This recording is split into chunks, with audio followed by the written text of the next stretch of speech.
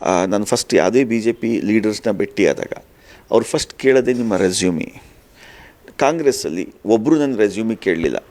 ನಂದು 17-18 ಪೇಜ್ ರೆಸ್ಯೂಮಿ ಇದೆ, ನಂದು ಪಬ್ಲಿಕೇಶನ್ಸ್ ಇದೆ, ರಿಸರ್ಚ್ ಇದೆ, ನಂದು ಪ್ರೊಫೈಲು ಯಾರೂ ಕೇಳಲಿಲ್ಲ ಕಾಂಗ್ರೆಸ್ಸಲ್ಲಿ, ಇನ್ಕ್ಲೂಡಿಂಗ್ ಸೆಂಟ್ರಲ್ ಹೈಕಮಾಂಡ್ ಕಾಂಗ್ರೆಸ್ಸಲ್ಲಿ. ಅದೇ ಬಿ ಜೆ ಪಿಲಿ ಪ್ರತಿ ಯಾರನ್ನೇ ಒಬ್ರನ್ನ ಭೇಟಿ ಆಗ್ಬೇಕಾದ್ರೆ ಅವ್ರು ಫಸ್ಟ್ ಕೇಳೋದು, ನೀವು ಭೇಟಿ ಆಗೋಕ್ಕಿಂತ ಮುಂಚೆ ನಿಮ್ಮ ಪ್ರೊಫೈಲು ರೆಸ್ಯೂಮಿ ಕಳಿಸಿ, ನಾವು ನಿಮ್ಮನ್ನ ಅರ್ಥ ಮಾಡ್ಕೊಬೇಕು, ಆಮೇಲೆ ಅದು ನೋಡಿಬಿಟ್ಟು ನಾವು ನಿಮ್ಮ ಜೊತೆ ಮಾತಾಡೋಕ್ಕೆ ನಮಗೆ ಈಸಿ ಆಗುತ್ತೆ ಅನ್ನೋ ಒಂದು ಮನೋಭಾವ. ಅದೇ ನಿಮಗೆ ಕಾಂಗ್ರೆಸ್ಸಲ್ಲಿ ನೀವು ಲೀಡರ್ಸ್ ಹಿಂದೆ ಸುತ್ತಬೇಕು, ನೀವು ಜನಗಳ ಹತ್ರ ಹೋದರೆ ಮನ್ನಣೆ ಸಿಗಲ್ಲ ನಿಮಗೆ. ಕಾಂಗ್ರೆಸ್ಸಲ್ಲಿ ನೀವು ಲೀಡರ್ಸ್ಗಳ ಹತ್ರ ಹೋಗಿ ಅವ್ರ ಮನೆ ಕಾಯ್ದು ಅವ್ರನ್ನ ಸೇವೆ ಮಾಡಿ ಅವ್ರಿಗೆ ನೀವು ಗಿಫ್ಟು ಅದು ಇದು ಹಾಳು ಮುಳು ಕೊಟ್ಟರೆ ಆ ಥರ ಅಷ್ಟೇ ಕೆಲಸಗಳಾಗತ್ತೆ ಹೊರತು ಅಲ್ಲ. ನಾನು ಕೊಟ್ಟಿಲ್ಲ, ಬಟ್ ನನ್ನ ಕಣ್ಣಾರ ನಡೆದಿರೋ ಇನ್ಸ್ಟೆನ್ಸ್ಗಳು ಹೇಳ್ತಾ ಇದ್ದೀನಿ.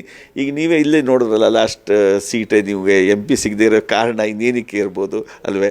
ಹೌದು, B J P works. So ಆ ದೃಷ್ಟಿಯಿಂದ ನಾನು ಅದನ್ನೆಲ್ಲ ಸಿದ್ಧಾಂತ ನೋಡಿ ನಾನು ಮೆಚ್ಚಿ ಬಿ ಜೆ ಪಿ ಜಾಯ್ನ್ ಆಗಿರೋದು. 100% ಹ್ಯಾಪಿಯಾಗಿದ್ದೀನಿ. ಯಾವುದೇ ಥರ ನಾನು ಕರಪ್ಷನ್ ನೋಡ್ತಾ ಇಲ್ಲ. ಈಗ ನಾನು ಕಾಂಗ್ರೆಸ್ ಪಾರ್ಟಿಲಿ ಇದ್ದಿದ್ದು ಯಾವುದೇ ಥರದ